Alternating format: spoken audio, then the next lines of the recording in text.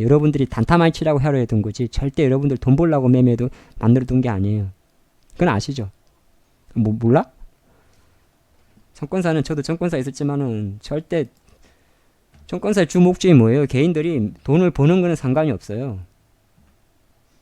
개인이 계속 매매를 하는 게 증권사는 좋아요. 물론 이제 돈을 벌어야 매매를 하겠지만은 계속 매매를 하려고 그러면은 매매 시그널을 많이 발생시켜야 돼요.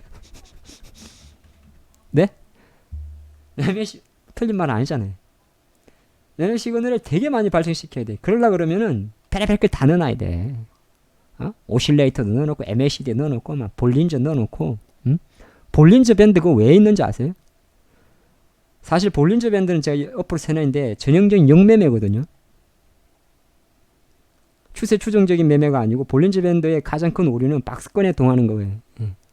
물론 제가 볼린저를 통해서 매매하지 않습니다만은 주식의 가장 기본을 역행하는 기법들이 몇 개 있어요. 역매매라 그러죠. 저점에 사고 고점에 파는 거. 그럼 보통 볼린저 밴드는 사실은 주식보다는 파생상품에 조금 적합한 거예요. 그건 제가 혹시나 다음에 기억이 나면 보조 지표들 하나씩 허와 실을 이야기해 드리죠. 허와 실은 답은 다 어떤 거지 다 있습니다. 그거를 자기한테 맞춰가지고 잘 응용하는 사람, 그 사람이 이제 능력이죠. 어쨌든 본론으로 와서 계속 매매하기 위한 거예요. 근데 왜 여기서 하냐면 시가는 사실은 갭이 좀 발생해요. 미국장 영향에 따라서. 또는 뭐 이런 거 있잖아요. 대형주들은 좀 그렇잖아요. 아니면은 뭐 장 마치고 공시에 따라서 뭐 유상증자를 했다든지 개발학 아니면 뭐 주인이 바뀌었다든지 갭상승. 그래서 약간은 갭이 발생하는 문제가 생겨요. 그렇죠?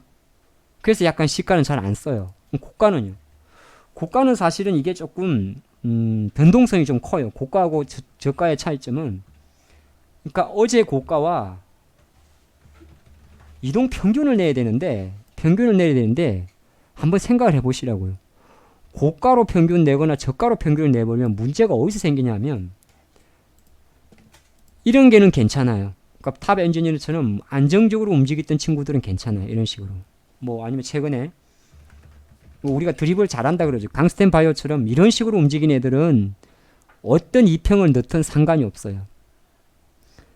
근데 미친놈 널뛰기 뛰는 게 있어요. 윗골이 많은 것들 있잖아요. 안암전자 차트인데 지금은 조금 이제 현재 국면에서는 거의 상관이 없으니까 변동성이 작은 상관인데 변동성이 클 때 이렇게 날부르치는 애들이 있어요. 윗골이 있는 애들. 네, 윗골이 있는 애들. 그러면은 뭐가 생기냐면 이 두 개를 넣어버리면 어떤 현상이 생기냐면 물론 변동성이 크면 이 친구도 값이 되게 커져요. 얘는 말할 것도 없고 시가로 이평선을 보는 거는 잘 없어요. 사실은. 내가 아무리 아침에 매매한다 해도 제가 예를 든 거죠. 근데 고가하고 저가 매매를 않는 이유 중에 하나는 뭐냐면 변동성이 커가지고 뭐가 생기냐면 표본 오류가 생겨요. 표본 오류. 그러니까 어차피 평균을 내는데 한반에 키가 180에서 170에서 185 사이 애들이 뭉쳐있으면 좀 괜찮겠는데 갑자기 2m 10짜리가 들어오고 150짜리가 들어오잖아요. 그럼 다른 거 아니에요? 그거 지금 무슨 말인지 아시죠? 한반에 키가 남자 고등학교를 갔는데 애들 키가 178이 나왔다고 칩시다.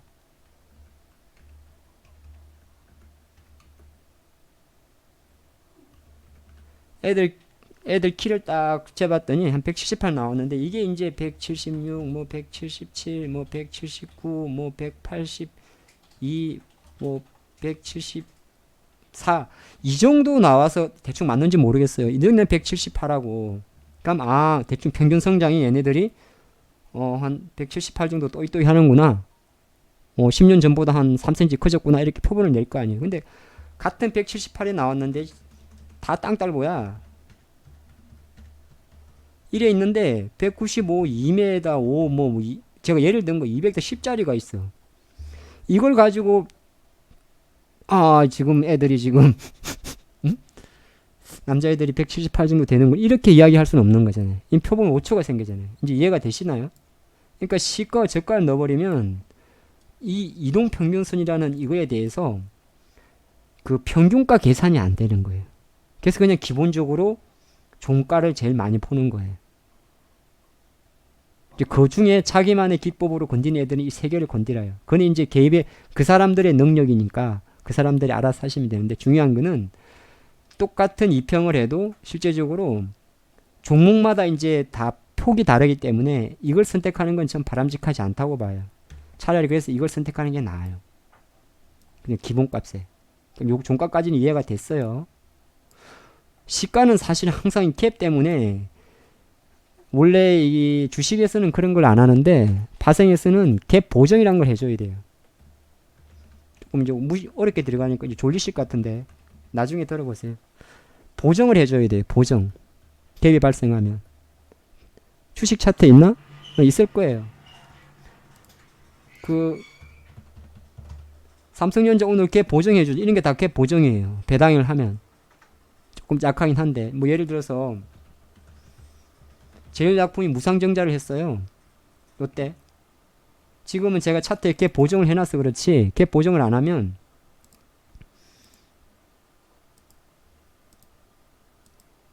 여기 보면 어디 갔어? 캡 보정이 돼 있잖아요. 이걸 안 해버리면은 차트가 이상해져 버려요. 모든 게 깨져 버려요. 그래서 지금 보니까 애들이 기본값으로 해놨는데 무슨 말인지 모르시나? 아이고 아셔야 되는데.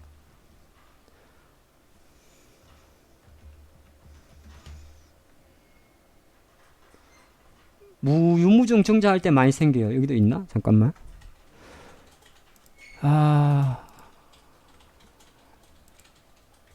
요런 거요. 지금 제가 수정 주가 사용을 눌러놨지 않습니까? 여기서 어떻게 이평선 매매를 하겠어요? 무상증자를 때렸는데. 그럼 여기서 매도해야 됩니까? 이평선 깼으니까. 그건 별개의 문제. 물론 이제 주식은 빠지만은. 그러니까 무슨 말인지 아시겠죠? 그래서 항상 차트에는 기본적으로 그냥 여러분이 건드릴 필요는 없어요. 거의 대부분이 갭 보정을 해서 수정 주가 사용이라고 해놨을 거예요. 그건 왜 그러냐면 그래야 이평선에 왜곡이 안 생겨요. 잘 이해 안 됐어요? 뭐 이건 나중에 모르셔도 돼요. 이게 5일선인데 이게 이날 갭 보정을 하면 결국에는 5일선 위에 마감한 거예요. 종가가. 근데 맞죠? 종가가 화면 좀 작아서 안 보이시나? 요날 깜장색의 5일선인데 19,200원인데 캔슬업이 이날 4월 27일 날 5일선 위에 마감했다고요. 근데 이걸 만약 갭 보정을 안 해버리고 봐버리면 시가에 그냥 매도 사인 나왔다고요. 요거 5일선인데 이제 이해되시죠? 물론 이제 HTS는 여러분들이 대부분 웬만하면 갭 보정 또는 수중 주가 사용이란 게 나와 있어요. 그렇기 때문에 글자 작아서 안 보일 수 있으니까 차트에서는 항상 갭 보정 또는 수중 주가 사용 이걸 세팅이 되어 있어야 돼요. 이건 지금 어떤 그림에서 보냐면 이평선 매매하는 사람들 기준으로 말씀드리는 거예요. 아시겠죠? 그래서 일단 이동평균선의 원래 풀네임이 이런데 종가를 쓰는지에 대해서는 가장 그냥 보편적으로 많이 보는지에 대해서는 현재 상태에서 조금 설명을 드렸어요. 조금 늦게 들어오신 분이 계셔도 제가 동일한 영상을 15분 단위로 잘라서 올려둘 거니까 나중에 또 찾아보시면 돼요. 그러면 중간에 있는 단수는 뭡니까? 라고 물어볼 수 있잖아요. 또 봤더니 차트에 프로님 거기 보니까 단순이 있고 뭐 지수가 있고 가중이 있고 기하가 있고 삼각 가중 누적 평활 최소 자성 이런 게 있는데 이거 다 뭡니까? 이렇게 하잖아요. 예? 저도 다는 몰라요. 죄송해요. 근데 한 가지 이제 이런 게 있죠. 우린 가장 많이 이평에 보면 여기 보면 단순이 있고 기하가 있고 아까 뭐 있었어? 응? 아우 뭐 이름 되게 많이 제가 갑자기 생각 안 나네. 다 몰라요 저도. 지수 가중 기하 한 가지만 설명 확실히 알게 드리면 돼요.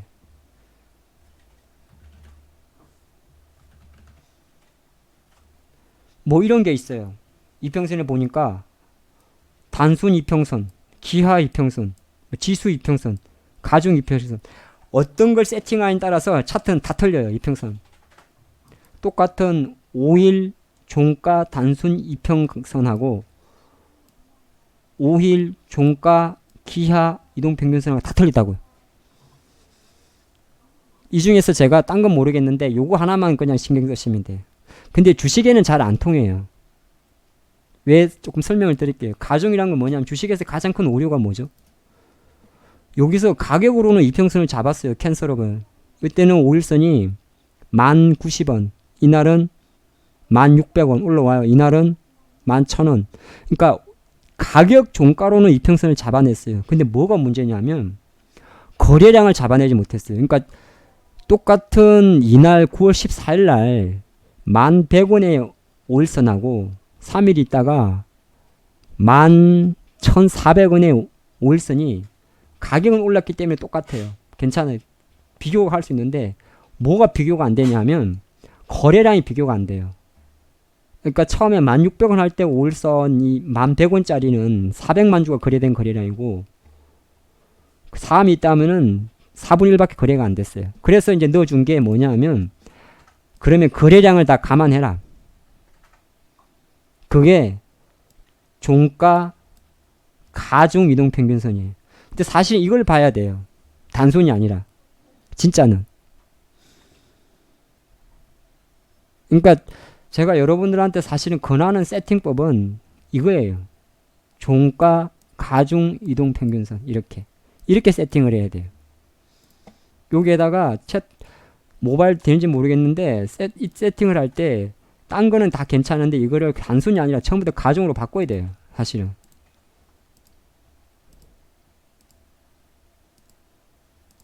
예, 다 바꿔야 돼요. 생각난 김에 바꿔둘게요. 그림이 달라질 거예요. 조금 완만해졌죠. 모르시나?